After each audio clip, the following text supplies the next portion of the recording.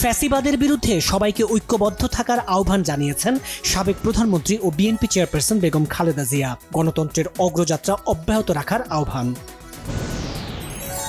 BNP ক্ষমতায় এলে জুলাই শহীদদের সর্বোচ্চ সম্মান জানানো হবে, বিভিন্ন সড়ক তাদের নামে নামকরণ করা হবে বলেছেন তারেক রহমান। জুলাই বিপ্লবের প্রথম বার্ষিকীতে আগামীর বাংলাদেশ গড়ার প্রত্যয় বিএনপির, ফ্যাসিবাদ বিরোধী ঐক্য ধরে রাখতে হবে বললেন নেতারা।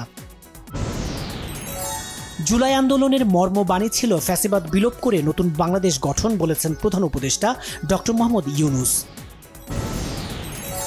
এনসিপির আহ্বায়ক নাহিদ ইসলাম বলেছেন, জুলাই গণ অভ্যুত্থানে শুধু স্বৈরাচারী সরকার পতন আন্দোলন ছিল না, তা ছিল নতুন বন্দোবস্তের জন্য ছাত্র জনতার আন্দোলন।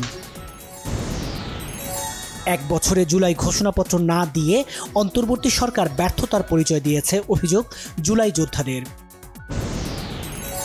জাতীয় নির্বাচনের সম্ভাব্য তারিখ বা দিনক্ষণ নিয়ে প্রধান উপদেষ্টার সঙ্গে আলোচনা হয়নি জানিয়েছেন প্রধান নির্বাচন কমিশনার এএমএম নাসির উদ্দিন।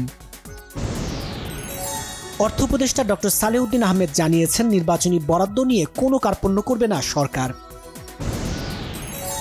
মানবতা বিরোধী অপরাধের মামলায় ক্ষমতাচ্যুত প্রধানমন্ত্রী শেখ হাসিনা সহ ৩ জনের বিরুদ্ধে অভিযোগ গঠনের উপর প্রসিকিউশনের শুনানি শেষ।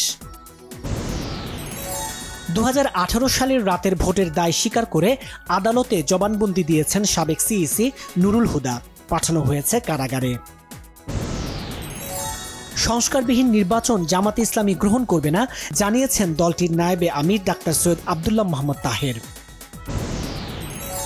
জুলাই বিপ্লবের সূচনার বর্ষপূর্তিতে জাতীয় প্রেস ক্লাবে এবি পার্টির আলোচনা সভা, কেন্দ্রীয় শহীদ মিনারে ফুল দিয়ে জুলাই শহীদদের প্রতি গণসংহতি আন্দোলনের শ্রদ্ধা।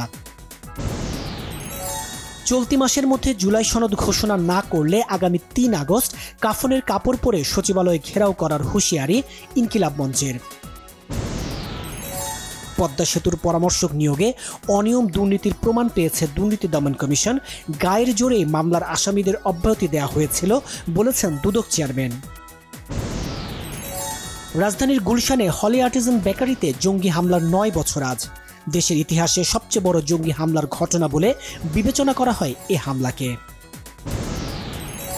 থাইল্যান্ডে ফোনালাপ ফাঁসের ঘটনায় বিচার না হওয়া পর্যন্ত দায়িত্ব থেকে অব্যাহতি দেওয়া হয়েছে প্রধানমন্ত্রী পেতংট্রান সিনাওয়াত্রাকে। ভারতের পররাষ্ট্রমন্ত্রী এস জয়শঙ্কর আবারও দাবি করেছেন, যুদ্ধবিরতি কার্যকরের কৃতিত্ব কোনোভাবেই মার্কিন প্রেসিডেন্ট ডোনাল্ড ট্রাম্পের নয়।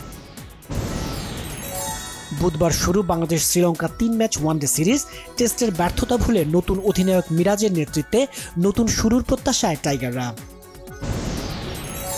কলকাতায় উদযাপন হলো জয়া আহসানের জন্মদিন। ভালোবাসার আগুন জ্বললে আঁচ তো গায়ে আসবেই বলেছেন দুই বাংলার এই অভিনেত্রী। কাঁটা লাগা গার্ল খ্যাত মডেল ও অভিনেত্রী শেফালি জারিওয়ালার মৃত্যুর ময়নাতদন্ত ঘিরে রহস্যের জট খুলছে না। 4 দিন পর কথা বলেছেন অভিনেত্রীর বান্ধবী পূজা ঘাই।